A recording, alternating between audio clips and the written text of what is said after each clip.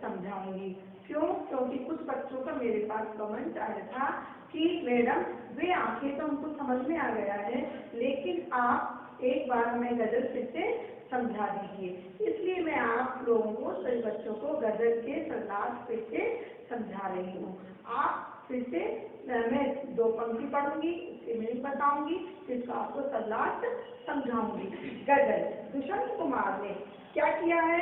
गजल में दुष्यंत कुमार की यह गजल जन जागरण का संदेश देती है। दुष्यंत कुमार जी ने जो गजल लिखी है ये जन जागरण का क्या दे रही है? संदेश दे रही है। तो क्योंकि बड़े बड़े सत्ताधारी लोग क्या क्या वादे कर लेते हैं कि हम हर एक घर में दीपक जलवाएंगे, मतलब हर एक घर में रोशनी देंगे, लेकिन सत्ताधारी लोग ये सब कुछ वादे तो पूरा करते हैं लेकिन उसको निभाते नहीं है। उसी बारे में दुष्यंत कुमार जी ने पूरी अपनी गजल में बताया गया है।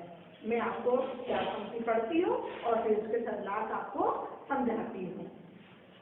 कहाँ तो तय था चिरागा हर एक घर के लिए, कहाँ चिराग मयसर नहीं शहर के लिए, यहाँ दरख्तों में साए में धूप लगती है, चलो यहाँ से चले और उम्र भर के लिए। गजल में आपके अधिकांश शब्द आपको उर्दू मिलेंगे। गजल में अधिकांश शब्द क्या होते हैं? उर्दू शब्द ही होते हैं। तो आपका है तय। तय मतलब निश्चित, तय मतलब निश्चित। चिरागा यानी चिराग, दीपक, चिरागा यानी चिराग, दीपक। मयस्सर यानी उपलब्ध, मयस्सर यानी उपलब्ध। दरखत यानी पेड़, दरखत यानी पेड़। साए यानी छाया, साए यानी छाया। अब मैं आपको पहले इसका प्रसंग बताती हूँ, उसके बाद आपको इसका सरलाट समझाऊंगी। प्रसंग होगा इसका बेटा, प्रस्तुत पद्यांश हिंदी की पाठ्य पुस्तक आरोह में संकलित दुष्यंत कुमार द्वारा रचित गजल नामक कविता में से उद्धृत है। इसमें समाज के अभावों और उनके प्रति लापरवाह और निष्क्रिय समाज को जगाने का प्रयत्न किया है। कवि समाज की कुव्यवस्था पर दुख प्रकट करता हुआ कहता है। ये आपका है प्रसंग। अब मैं इसका समझा रही हूँ आपको सरलाट। कहाँ तो तय था चिरागा हर एक घर के लिए, कहाँ चिराग मयसर नहीं शहर के लिए। अब यहाँ पर क्या कहना चाह रहे हैं कि स्वतंत्र भारत में हमने सपना लिया था कि अब यहाँ हर घर में दीपकों की माला जलेगी।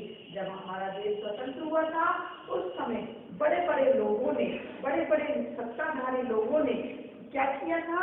एक वादा लिया था कि हमारे देश में कहीं भी अंधकार नहीं होगा, हर घर में क्या होगा? चिराग जलेगा, दीपक जलेंगे, रोशनी रहेगी, अर्थात सबको ढेर सारी खुशियां मिलेगी। और क्या बताया?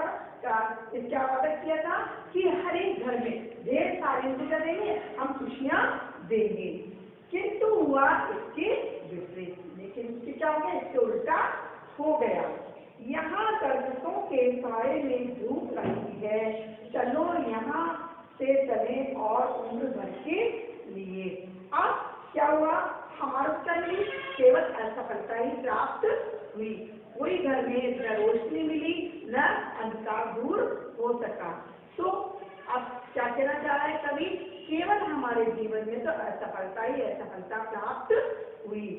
कवि कहते हैं यहाँ तो दरख्तों यानी पेड़, कि अगर हम पेड़ के नीचे भी जाते हैं तो वहां भी हमको क्या लगती है? धूप लगती है। तो कवि यही कहना चाह रहे हैं कि यहाँ तो दरख्त ही ऐसे हैं कि जिनकी छाया में भी छाव मिलने के बजाय धूप लगती है। अगर हम पेड़ के नीचे भी जाते हैं तो वहां भी हमको छाया प्राप्त नहीं हो रही, वहां भी हमको क्या लग रही है? धूप लग रही है।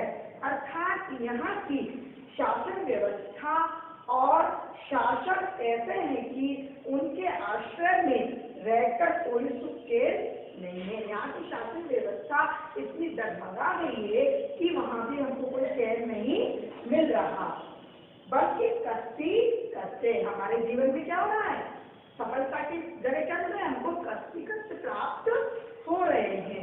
आजादी के बाद नेताओं ने देश के सुख चैन के लिए कुछ नहीं किया। बड़े बड़े जो वादे किए थे, जो शासन वालों ने हमसे वादा किया था, वो कुछ भी हमको प्राप्त नहीं हुआ। केवल क्या मिले हमको, कष्टी कष्ट प्राप्त हुए। अब तो यह मन करता है कि हम ये देश छोड़कर कहीं दूसरी जगह चले जाएं। अब आपको समझ में आ जाऊंगा बेटा, मैं इसी का आपको विशेष बताती हूँ। विशेष का पहला पॉइंट क्या डालेंगे, कवि ने स्वतंत्र भारत का कटु यथार्थ का प्रामाणिक वर्णन किया है। उसने बिल्कुल सत्य जो शासन ने जनता के साथ किया था उसका पूरा उन्होंने बताया, दर्शाया है कि क्या उन्हें शासन व्यवस्था हुई। दूसरा होगा आपका चिराग और दरखत, आशा और सुव्यवस्था का सशक्त प्रतीक है। इसमें दो शब्दों का क्या है, चिराग और दरखत, आशा और सुव्यवस्था के सशक्त प्रतीक है। ये दूसरा पॉइंट है। तीसरा आपका होगा मयस्सर, चिरागा, दरखत, साए, उम्र जैसे उर्दू शब्दों का प्रयोग किया गया है। इस गजल में ये शब्द आए हैं, ये कौन से शब्द हैं, उर्दू शब्दों का प्रयोग किया गया है। अगला होगा आपका कवि का अंदाजे तीव्र और भावदार है। जो कवि ने जो भी शब्द कहे हैं बड़े तीखे हैं, बड़े तेज हैं, तीरदार हैं, है ना। अगला है कवि की निराशा में पलायमान की बजाय निराशा का भाव अधिक है। अगला होगा भाषा में सहज प्रभाव और गतिशीलता है। मैंने आपको सरला समझा दी बेटा, इसके विशेष लिखी है। और अब मैं आपको क्या करूंगी, प्रश्न बताऊंगी। जो पद्यांश से प्रश्न बन रहा है वो आपको मैं बता रही हूँ। पहला प्रश्न होगा चिरागा किसका प्रतीक है। पहला प्रश्न क्या बना पद्यांश से कि चिरागा किसका प्रतीक है। दूसरा प्रश्न होगा दरखतों के साए में धूप लगने का व्यंग स्पष्ट कीजिए। दरखतों के साए में धूप लगने का व्यंग स्पष्ट कीजिए। तीसरा प्रश्न आपका होगा कवि पलायनवादी क्यों बनना चाहता है। कवि पलायनवादी क्यों बनना चाहता है। ये आपको मैंने पूरे 4 पंक्तियों के मीनिंग समझा दिए, सरला समझा दिया, विशेष लिखवा दिया, इसका मैंने प्रश्न भी इसमें से बताए हैं। अब मैं आपको अगले पंक्तियां पढ़कर बताऊंगी। जो 4 पंक्तियां हैं, ना हो कमीज तो पाँव से पेट ढक लेंगे, ये लोग कितने मुनाफिर हैं इस सफर के लिए, खुदा नहीं ना सही आदमी का स्वाब सही, कोई हसीन नजारा तो है नजर के लिए। इसमें कुछ उर्दू के शब्दों का प्रयोग किया है गजल में। यहाँ प्रसंग आपका पूर्वक रहेगा, जैसा मैंने फर्स्ट उसमें लिखवाया है वही प्रसंग आप फिर से लिखेंगे। इसके मैं सरला आपको समझा रही हूँ। पहले आप इसका मीनिंग लिखेंगे। मुनासिब, मुनासिब यानी योग्य, मुनासिब यानी योग्य भी बोल सकते हैं अपन, अनुकूल भी कह सकते हैं। तो वह हसीन नजारा है सुहावनापन, हसीन नजारा यानी सुहावनापन। अब मैं 2 पंक्ति बोलूंगी, उसके आपको सरला समझाऊंगी। ना हो कमीज तो पाँव से पेट ढक लेंगे, ये लोग कितने मुनासिब हैं इस सफर के लिए। यहाँ कवि ने कितनी सुंदर पंक्तियों में बताया है। ये पंक्तियां लिखी गई हैं उन लोगों के लिए जिनको पेट भरने के लिए अनाज नहीं है, तन ढकने के लिए कपड़े नहीं है, उनका यहाँ पर वर्णन किया गया है।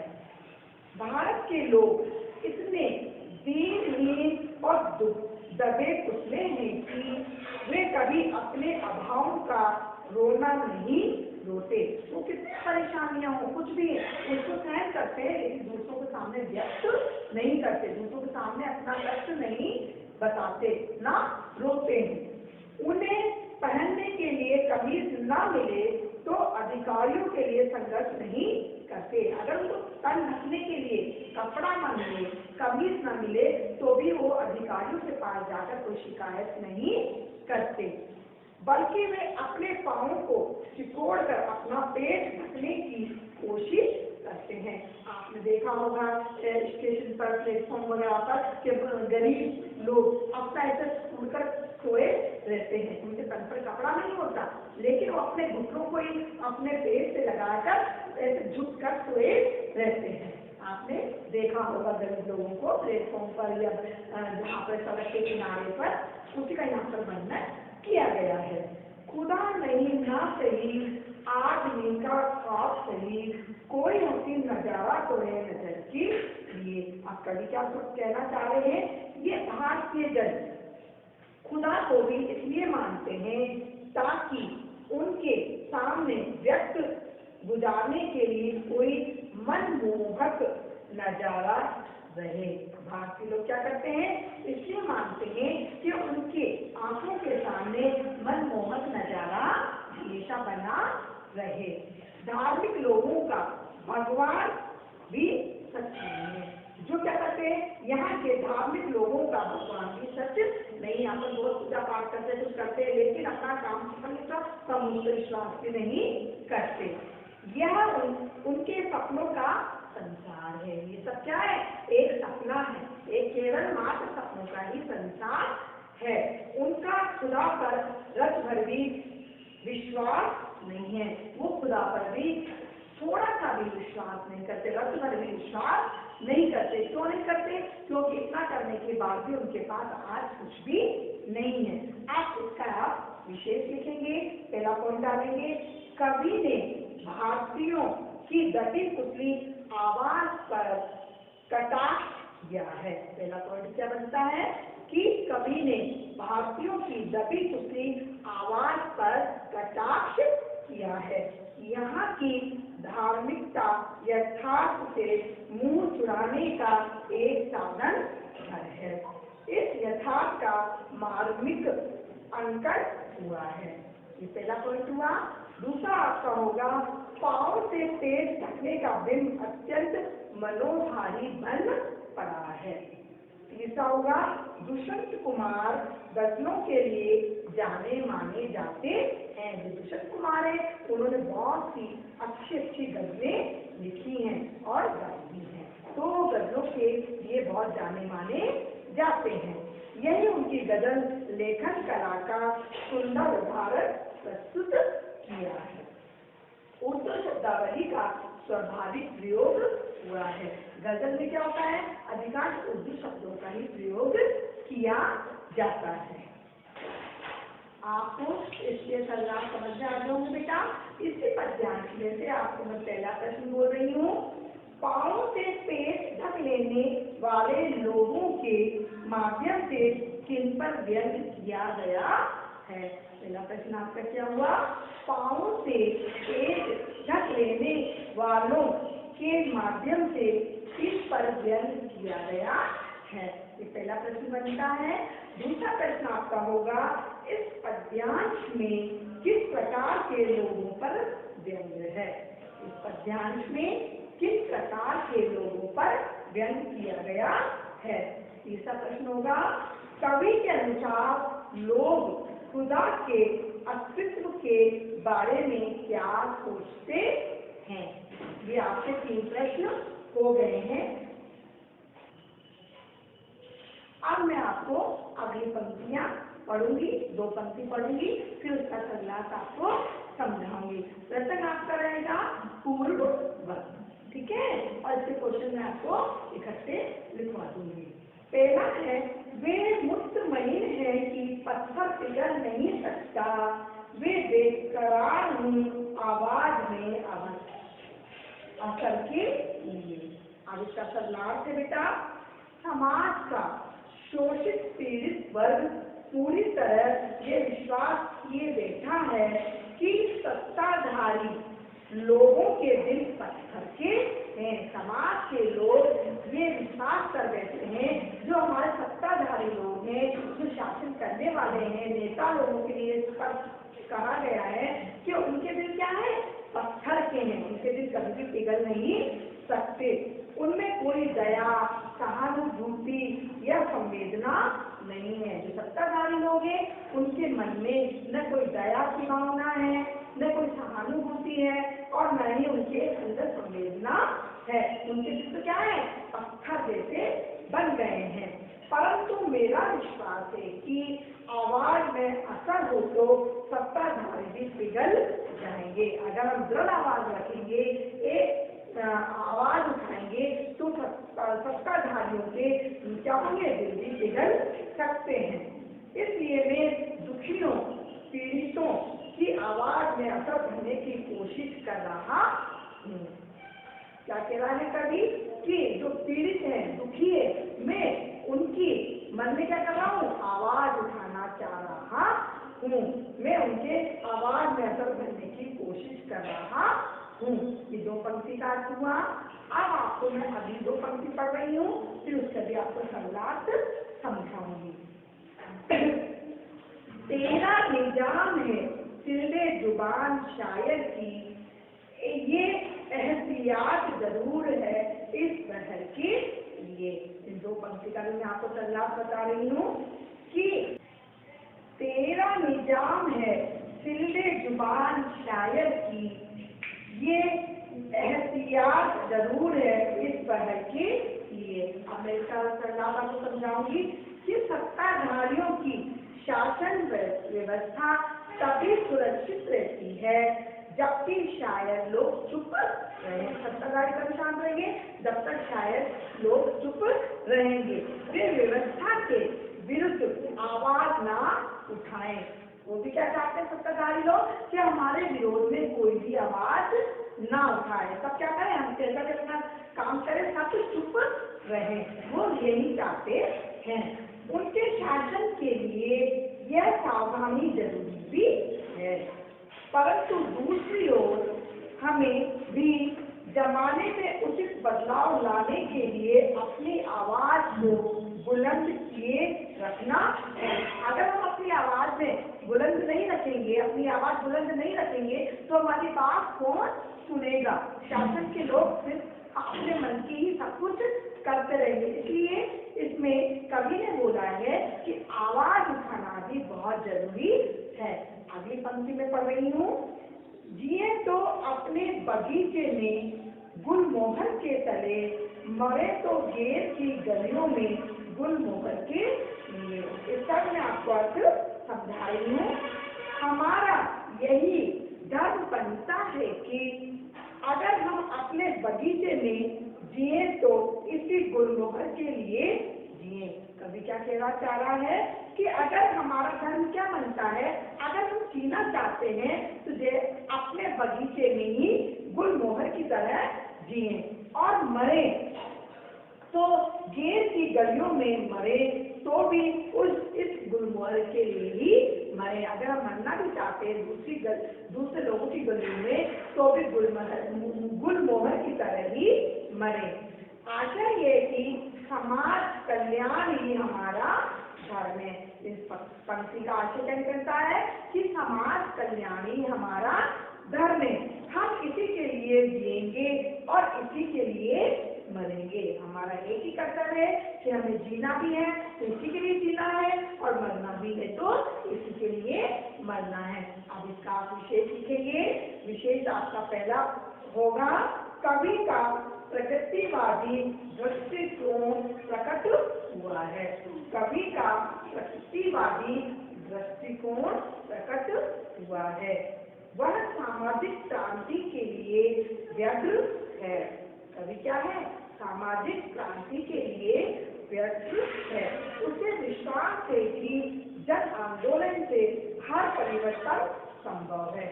जब लोग जन आंदोलन करेंगे तभी हमारी हर समस्या का समाधान हो सकता है। जिस प्रकार से आपने अभी देखा होगा कि किसान आंदोलन कितना चल रहा था, सबने कितना बड़ा आंदोलन किया, लेकिन उसकी अभी भी समस्या का समाधान नहीं हो रहा, लेकिन वो आवाज तो उठा रहे हैं। उसी प्रकार से हमको भी अपने लिए आवाज उठाना जरूरी है। अगला पॉइंट होगा आपका, भाषा और विश्वास और साहस से परिपूर्ण है। इनमें पंक्ति में क्या बताया है कि भाषा और विश्वास और साहस से परिपूर्ण है। अगला पॉइंट होगा इसका, गजल की प्रकृति के अनुसार उर्दू शब्दों का प्रचुर प्रयोग हुआ है।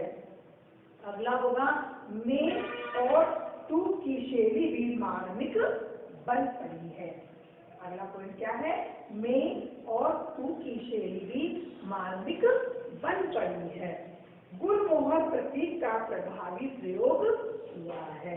अगला है आपका, गुलमोहर प्रतीक का प्रभावी प्रयोग हुआ है। भाषा की रवानगी देखने योग्य है।